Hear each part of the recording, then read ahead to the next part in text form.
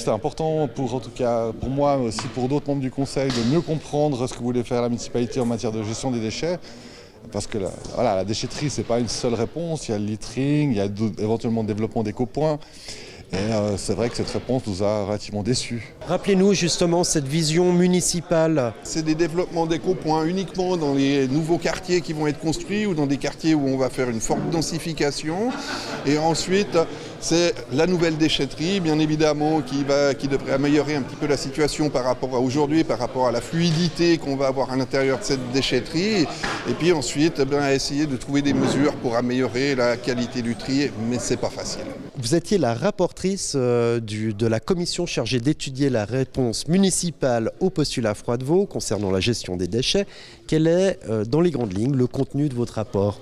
Oui, alors la commission s'est penchée sur 4 points principalement, donc sur le développement des éco-points, sur la qualité du tri, notamment dans ces éco-points, sur la communication à la population sur les déchets et également sur le littering. Loin de nous était l'envie de développer des éco-points à tout prix. Ce qu'on avait envie de connaître, c'était la stratégie de la municipalité sur ce développement d'éco-points, mais le rapport ne mentionnait quasiment rien sur la communication à la population et sur l'aspect du littering, alors que c'est quand même un aspect très transversal sur le territoire communal. Quelle a été votre réaction à la lecture de ce rapport ? Alors j'étais effectivement un petit peu déçu parce qu'il m'a semblé que ce rapport ne reflétait pas l'entier de nos discussions et qu'il était assez incomplet. Ce que la commission vous reprochait, c'était notamment de ne pas augmenter votre réseau d'éco-points, de ne pas le densifier. Oui, mais ce qu'il faut comprendre aujourd'hui, c'est que la politique en matière de gestion des déchets a énormément évolué depuis l'introduction de la taxe au sac. J'ai cité des exemples, on a passé de 223 kg d'ordures ménagères à 115 en 2012 et 2018.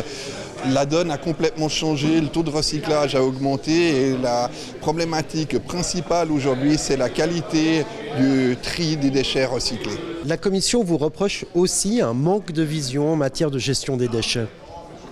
Alors navré s'ils n'ont pas vu la vision de la municipalité, j'en ai fait un exposé assez clair, on sait vraiment où on va, on a fait énormément d'actions, que ce soit préventives.